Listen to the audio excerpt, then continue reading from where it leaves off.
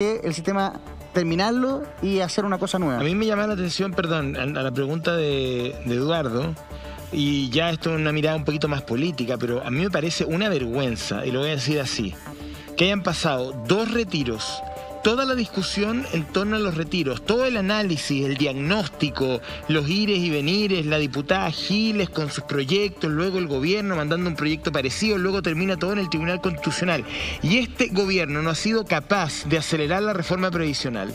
O sea, hemos discutido durante un año los retiros y todavía no ha avanzado, pero ni medio centímetro la reforma estructural al sistema de pensiones que Chile necesita.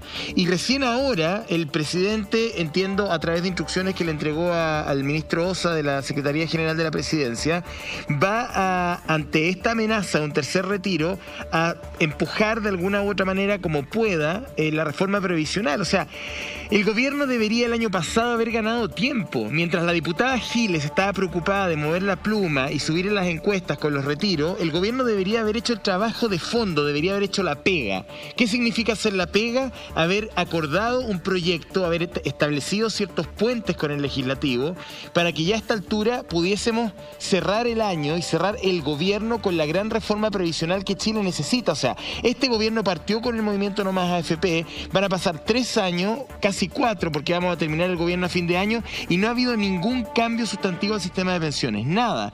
Todo es un proyecto que se ha redactado y se ha manejado entre la cartera de Trabajo y la cartera de Hacienda. Es cierto que la oposición no ha sido la mejor, es verdad que la oposición ha sido obstruccionista, yo no voy a negar eso, pero el presidente no puede llegar a Canal 13 el otro día a pedir por la televisión, por favor, cierta nobleza del Poder Legislativo. O sea, los acuerdos políticos no se piden por televisión, se hacen a través de la cartera que corresponde, que es la Secretaría General de la Presidencia. Entonces, a mí me parece que es súper vergonzoso y peligroso lo que está pasando, porque en realidad el gobierno parece inoperante, parece como inmóvil. Entonces, han pasado 12 meses de que estamos discutiendo esto, y estamos discutiendo esto que me parece que puede ser una mala política, como dice Marco. Yo no voy a defender los retiros. No sé, habrá gente que está a favor, otra que en contra, no tengo idea. Pero a mí esto no me preocupa tanto como el sistema previsional. O sea, Chile necesita con urgencia un sistema de seguridad social y no hay nada. Nada. O sea, recién ayer o antes de ayer había algunos visos dentro del proyecto que hablaba de fortalecer el pilar solidario, aumentar su nivel de cobertura. Pero a estas alturas realmente, después de todo lo que ha pasado, después de los retiros, después de este tipo de esquemas, después de que el presidente aparece diciendo que hay una gran cantidad de personas que no tiene fondos, ya el diagnóstico está súper archi compartido, ya llega a lata hablar de este tema. Sí. Porque en realidad lo que deberíamos estar hablando es de el sistema previsional que viene. Sí, no Antonio, de esto. Yo lo entiendo, pero cuando los expertos y analistas políticos dicen que el gobierno se acabó el 18 de octubre, es a lo que tú te refieres. O sea, no hay una reacción. Por eso yo digo, enséñanos, Marco, cómo se arregla el sistema. O sea, hay que hacerlo de nuevo. Pero la verdad es que yo no veo respuesta, ni en esto ni en muchas cosas. Carlos Peña en el Mercurio, el presidente tiene que lograr terminar el gobierno como corresponde. Yo no veo reacción ni en esto ni en muchas cosas de parte del gobierno. Marco. A ver, yo comparto bastante de lo que dicen y hay 2 cosas centrales, ¿no? En primer lugar, al ver estos números, a ver los saldos que tienen acumuladas las personas y sobre todo aquellas que están a punto de jubilar, y cuando vamos al último, más de 80 millones. 80 millones estamos hablando de construir una pensión de 320.000 pesos. Y cuando vemos que un grupo muy pequeño logra esa situación, este sistema es imposible, aunque le echemos más benzina, aunque se jubilen más tarde las personas, se cotice más, es imposible porque la mayoría de los sistemas del mundo no descansan en cuentas individuales para construir pensiones. Eso no es seguridad social. Puede uno discutir que hay variantes, mixtos opcionales, hay distintos formatos y esquemas de pensión en el mundo, pero descansar completamente un sistema de pensión en cuentas individuales nunca va a funcionar, jamás, porque matemáticamente no da. Y no hay que echarle la culpa a las personas, porque finalmente se dice las personas cotizan poco, como si dependiera de ellas, ganan poco, como si dependiera exclusivamente de ellas, se jubilan muy temprano, como si a todas las personas quisieran trabajar hasta los 75 años. Entonces, tenemos que construir democráticamente un nuevo sistema de pensiones. Y lo que dice José Antonio es muy importante. Llevamos 2 años, 4 meses de discusión previsional con el proyecto de ley que ingresa en noviembre del 2018 este gobierno, ¿no? Y llevamos 1 año en segundo trámite constitucional en el Senado y el gobierno ha anunciado distintas cosas. Uno revisa la prensa, en julio dijo algo, después cirugía mayor, después distintas cosas, y no coloca nada sobre la mesa para poder discutir. Son solamente nubes que después se difuminan y no hay nada concreto para ver cuáles son los cambios en el nuevo sistema de pensiones. Por tanto, es fundamental, y no esperar 4 años más, de que podamos construir un sistema de pensiones distinto. Y hay un antecedente interesante que va por fuera. Después del 18 de octubre del 2019, el gobierno por obligación tuvo que subir las pensiones solidarias. Siguen siendo absolutamente insuficientes. Sí. Recién estamos llegando a las 170 lucas, la línea de la pobreza para un hogar de una persona está en 174, ni siquiera se supera eso, pero subieron 50% las pensiones solidarias. Y eso fue por las movilizaciones sociales. Por tanto, uno esperaría que partamos hablando de construir un sistema democrático completamente distinto, que tenga un componente de seguridad social base, y partamos discutiendo cuál es la pensión mínima que cualquier persona que vive en el país tiene que recibir por el hecho de jubilarse, haya trabajado remuneradamente o no, porque hay muchos trabajos que no son remunerados, que no tienen contrato y que es trabajo, principalmente las mujeres, lo hemos hablado en otros programas, y no puede ser que una persona llegue a la edad de jubilación y tenga 170.000, o incluso si no logra demostrar que pertenece al 60% más pobre, se puede quedar con su pensión de 50.000 pesos como sucede hoy en día. Claro, Marco, perdón que te saque esta colación, pero estoy viendo la tabla, la hemos analizado también antes del programa, y hay datos que llaman poderosamente la atención. Por ejemplo, hay personas que tienen menos de 25 años y que tienen más de 80 millones de pesos en sus cuentas. 4 personas. Yo sé que estoy hablando de un universo pequeñísimo, que no es la regla, pero me llama la atención cómo un chileno de 24, 23, 25 años tiene más de 80 millones de pesos. ¿Me podrías explicar ese dato en puntual? Sí, claro. Incluso personas que tienen más de 30 millones de pesos.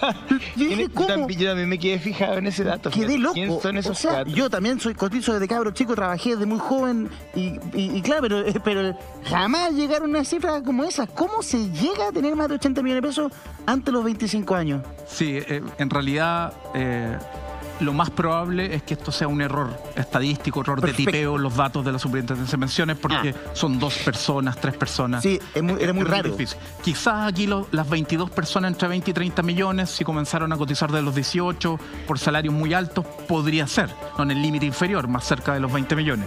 Ya. Pero es bastante improbable que estos datos sean correctos probablemente, y esto es normal en las estadísticas, siempre va a haber un pequeño error de registro administrativo de que ahí haya un... Ya, pero los que somos un poco TOC, de repente nos fijamos en ese tipo de cosas, es súper llamativo. Yo llegué a pensar que podía ser un futbolista. Yo dije, este es un futbolista multimillonario que de chico porque hay un tope máximo de imponerse también. Hay un tope máximo para imponerse. Además hay un tope máximo. Y pregunta, lo hablamos también en la pauta.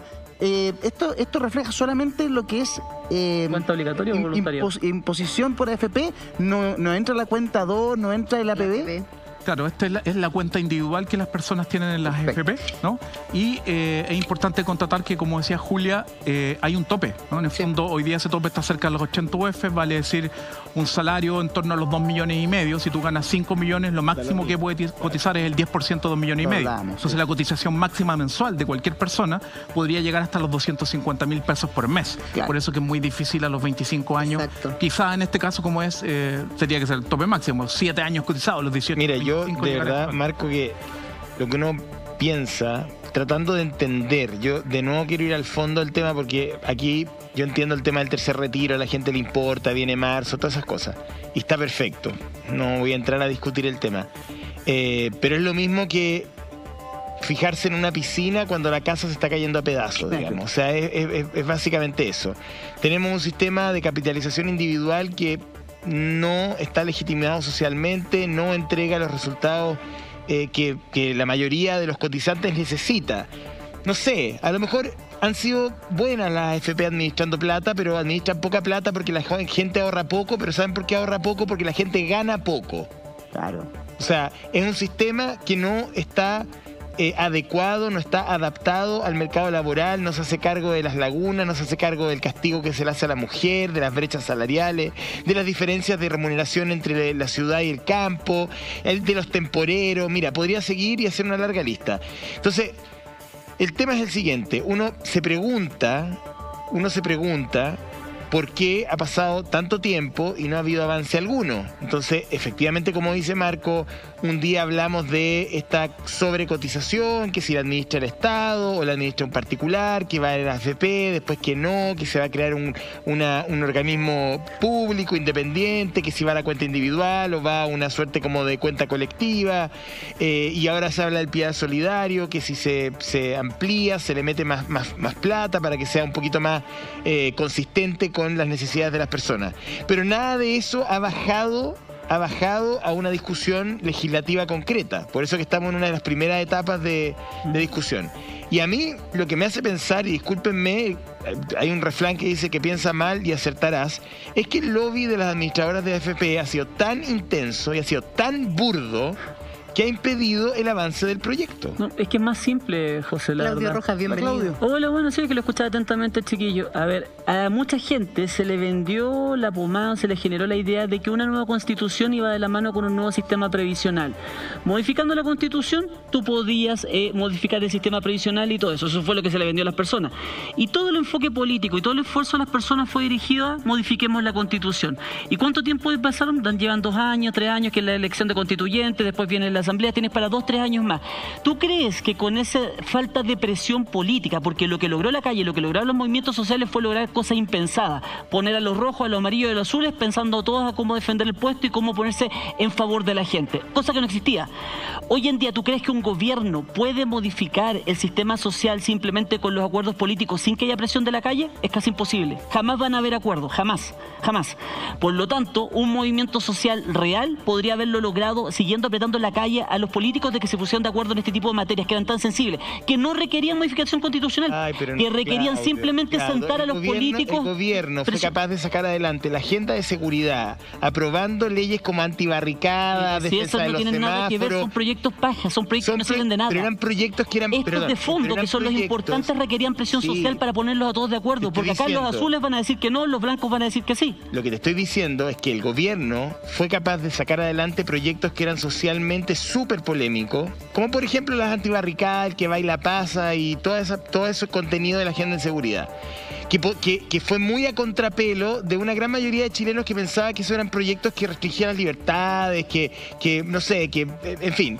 Sí, pero no tenía una contraparte tan potente como son las AFP. En esos proyectos. Con su lobby, su plata, su poder Están hablando lo mismo, por eso te digo. Es que yo lo que voy, es que en definitiva, a cualquier gobierno le sale muy fácil esto de dejarlo políticamente, que lo vea la constituyente, que lo vea todo y que esto siga dispersándose, porque no es un tema que está... ¿Hay alguien en la calle dejando la escoba hoy en día por el sistema previsional? No. ¿Los políticos pueden estar así como lo hacen siempre? Sí. Por lo tanto, mientras no hubiese una presión directa de la gente para que esto se modificara directamente, estos deberían haberlo hecho, haber cerrado el Congreso un mes y un mes estar discutiendo el sistema previsional nuevo. Uno tiende a pensar que un gobierno serio no puede funcionar desde ahí. Pero si así hemos funcionado. Preguntémosle a Marco cuál es su opinión. Te respondiste solo, ¿no? Marco se ríe solo. Se ríe solo, se respondió solo. Solamente planteé la pregunta. Y te reíste. Marco, te escuchamos. ¿Qué piensas tú? Sí, a ver, yo creo que efectivamente aquí hay 2 tiempos, ¿no? Yo creo que el tiempo constitucional ojalá signifique cambiar las reglas del juego y las relaciones de poder, va a tomar harto tiempo y eso va a permitir blindar cambios posteriores que se realicen a través de leyes, reglamentos, etcétera. Pero hay cosas que no pueden esperar 3 años o 4 años, ¿no? Y por tanto, un cambio al sistema de pensiones es obligatorio hacerlo ahora. Se entiende que uno podría decir que el gobierno actual terminó el 18 de octubre del 2019, pero creo que no podemos descansar en aquello. Es obligatorio que este gobierno, ¿no?, que no le gustaba incorporar ningún punto de seguridad social y obligatoriamente tuvo que poner sobre la mesa 3 puntos de la cotización adicional que se está proponiendo ahora, aumentarla en 6 puntos más, para un sistema colectivo de seguridad social, para mejorar las pensiones ahora, que es la única manera de hacerlo, tuvo que reconocerlo. Y fue más allá que el segundo gobierno de Bachelet, que decía que entre 1,5 puntos y 2 puntos iban a seguridad social. Este gobierno, obligatoriamente, por la presión de la calle, llegó a 3. Lo que hoy día deberíamos estar discutiendo es que se siga presionando para construir no un sistema con lo que se puede hacer en base a las conductas políticas que estamos acostumbrados a escuchar, sino en base a un sistema distinto, un sistema que tenga estos pilares de seguridad social, que hablemos de la pensión mínima, la pensión suficiente, que existan garantías, derecho a la pensión dependiendo de los años cotizados, que si la sociedad democráticamente considera que las AFP deben seguir funcionando y que el sistema debe ser mixto y debe ser la parte de la cuenta individual complementaria, bueno, democráticamente tenemos que hacer esa discusión. Por eso es lo que no hemos hecho hasta el momento. El gobierno ha dicho, a ver, las cuentas individuales son sagradas y las AFP, haciendo un lobby gigantesco, manejando actualmente y administrando, después de los 2 retiros, 215.000 millones de dólares, que equivalen a casi el 80% del Producto Interno Bruto de Chile, nos dicen por la prensa que toda la cotización adicional debe ir a una cuenta individual porque nos dicen que es un impuesto al trabajo, que usted si gana más va a compartir la pensión con el que él gana menos, y eso es injusto, nos hacen pelear a unos con otros cuando los sistemas de seguridad social no funcionan así. Todas las personas tienen derecho a la pensión de acuerdo a los años cotizados y no tiene nada que ver con esta idea de que los que ganan más van a tener que casi partir algo de su pensión que va a bajar y le van a tener que pasar al que gana menos y cotizó. Por tanto, esa discusión que no hemos dado en los últimos 40 años en Chile tiene que colocarse sobre la mesa con fuerza, y lamentablemente cuando uno revisa y ve a los actores políticos actuales, seguimos encerrados en si va un puntito más para allá o un puntito más para acá, pero no hablamos de los temas de fondo y estructurales.